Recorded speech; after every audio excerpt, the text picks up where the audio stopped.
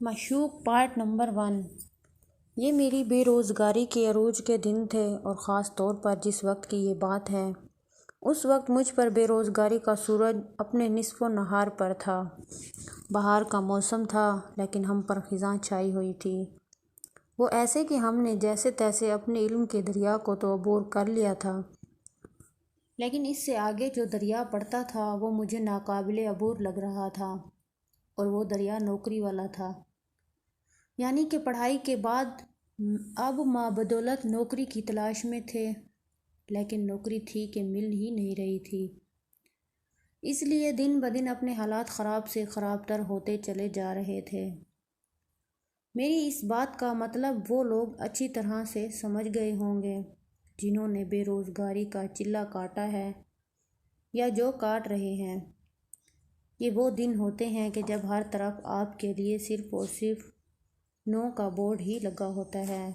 بندہ سارا دن مختلف دفتروں میں نوکری کی تلاش میں جوتیاں چٹکانے کے باوجود بھی جب شام کو گھر آ کر یہ اطلاع دیتا ہے کہ کام نہیں بنا، تو اس وقت جو گھر والوں سے جلی کٹی سننا پڑتی ہیں وہ بندے کا مزید دماغ خراب کرنے کے لیے کافی ہوتی ہیں۔ لیکن مرتا کیا نہ کرتا کہ مستاق کی یہ باتیں سننی اور برداشت کرنا ہی پڑتی ہیں۔ مجھے ابھی تک یاد ہے کہ میری یہ موجودہ سروس مجھے کم از کم 100 محکموں میں، جی ہاں سچ مچ 100 مختلف جگہوں پر درخواستیں دینے اور ذلیل و خوار ہونے کے بعد ملی ہے۔ اسی لیے مجھے اس نوکری کی بڑی قدر ہے۔ دن کے غالباً 11 بجے تھے اور میں لمبی تان کر سویا ہوا تھا کہ میرے کانوں میں امی کی غضبناک ڈانٹ گونجی کہ اگر تم اب بھی نہ اٹھے تو میں تم پر پورا جگ پانی کا ڈال دوں گی۔ میں شرافت سے اٹھ بیٹھا، اور چونکہ آج کسی جگہ ٹیسٹ انٹرویو کے لیے بھی نہیں جانا تھا، اس لیے ناشتہ کرنے کے بعد میں نے اپنے پرانے رجسٹر سے ڈھونڈ کر ایک سفید کاغذ پھاڑا اور اسے احتیاط سے تہہ کر کے اپنی جیب میں ڈال کر گھر سے باہر نکل گیا۔ میری منزل میونسپل لائبریری تھی۔ جب میں وہاں پہنچا تو مجھ سے پہلے ہی وہاں پر انجمن بے روزگاراں کے نوجوان لائبریری کی کرسیوں پر بیٹھ کر اپنے سامنے مختلف اخبارات پھیلائے بڑے ہی انہماک سے اسامیاں خالی ہیں کے اشتہارات نوٹ کر رہے تھے۔ ابھی میں وہاں جا کر بیٹھا ہی تھا کہ نواز نے اپنے ہاتھ میں پکڑا ہوا ڈان کا ایک صفحہ میری طرف بڑھایا اور سرگوشی کرتے ہوئے بولا، اس میں تمہارے مطلب کی ایک اسامی کا اشتہار موجود ہے۔ اس کی بات سن کر میں نے جلدی سے اخبار کو اس کے آگے ہاتھ سے پکڑا اور جیب سے کاغذ نکال کر متعلقہ اسامی کے کوائف وغیرہ نوٹ کرنے لگا۔ اس کے بعد جب ہم نے سارے اخبارات کو اچھی طرح کھنگال کر دیکھ لیا تو ہم لوگوں نے آنکھوں ہی آنکھوں میں ایک دوسرے کو اٹھنے کا اشارہ کیا، اور کچھ ہی دیر بعد ہم لوگ لیاقت باغ کے پارک میں بیٹھے ایک دوسرے کے ساتھ آج کے اخباروں میں دیے ہوئے اسامیاں خالی ہیں کے اشتہارات کے بارے میں ڈسکس کر رہے تھے۔ کچھ دیر بعد گھاس پر بیٹھے بیٹھے یاسر نے بڑی بیزاری کے ساتھ انگڑائی لی اور کہنے لگا، یار یہاں تو نوکری کے حالات بہت پتلے ہیں۔ میں تو سوچ رہا ہوں کیوں نہ کسی باہر کے ملک چلا جاؤں کہ روز روز گھر اور دفتروں میں ہونے والی بے عزتی برداشت نہیں ہوتی۔ یاسر کی بات سنتے ہی نواز نے اسے ایک موٹی سی گالی دیتے ہوئے کہا، سالے یہاں پاکستان میں رہ کر تو تم کو نوکری ملی نہیں اور تم باہر جانے کے خواب دیکھ رہے ہو۔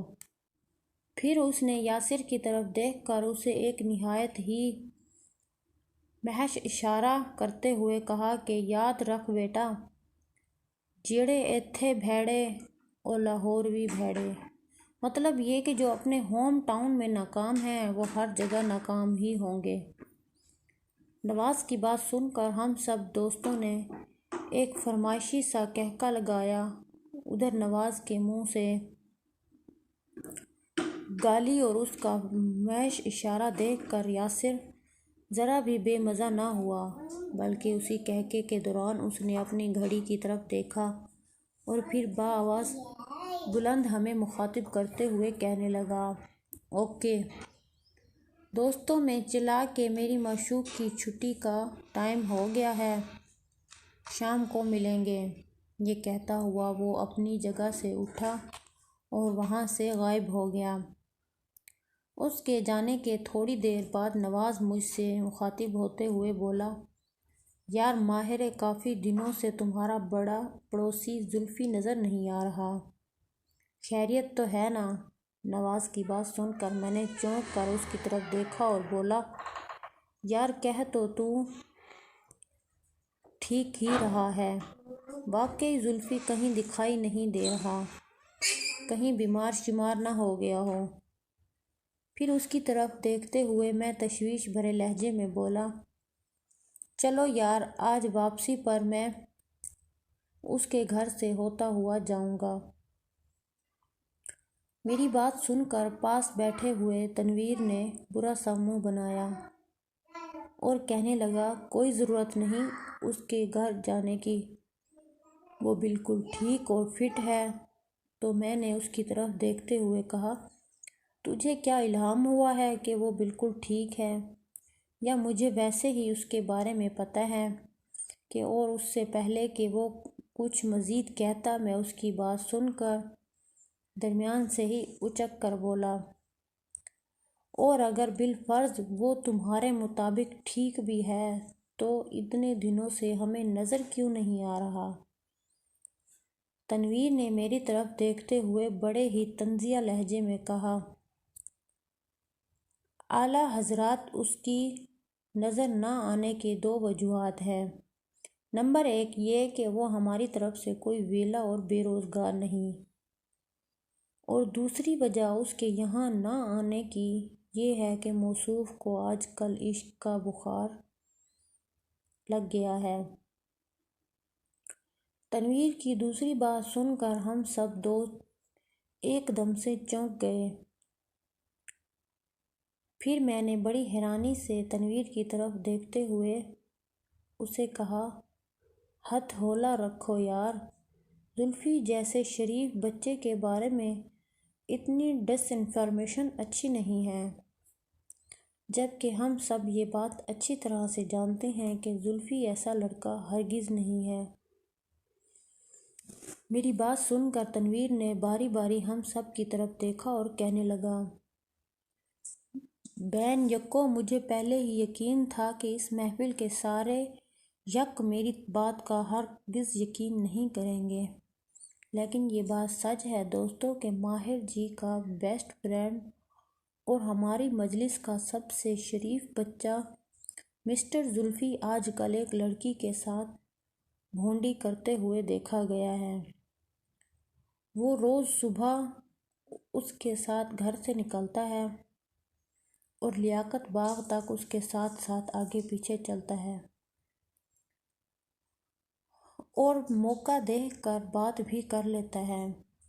پھر لیاقت باغ سے وہ اپنے کالج گارڈن کی طرف چلا جاتا ہے اور وہ لڑکی اپنے کالج یعنی کہ وقار النساء کی طرف چلی جاتی ہے۔ اس لیے گھر سے وہ لیاقت باغ تک اس کے ساتھ آتا ہے۔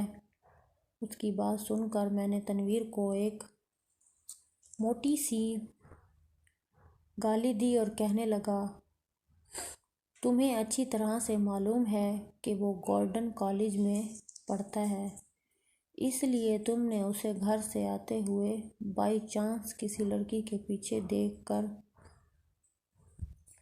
اتنا بڑا اسکینڈل بنا لیا ہے۔ ابھی ہم یہ باتیں کر ہی رہے تھے کہ سامنے سے زلفی آتا ہوا دکھائی دیا۔ اسے دیکھ کر ہم سب ایک دم چپ ہو گئے اور ایک دوسرے کا منہ دیکھنے لگے۔ اتنے میں زلفی بھی ہمارے پاس آ کر بیٹھ گیا اور پھر جلد ہی اس نے ہماری خاموشی کو محسوس کر لیا اور ہم سب سے مخاطب ہو کر کہنے لگا، کیا بات یارو، یہ تم لوگ میرے آنے پر ایک دم چپ کیوں ہو گئے ہو؟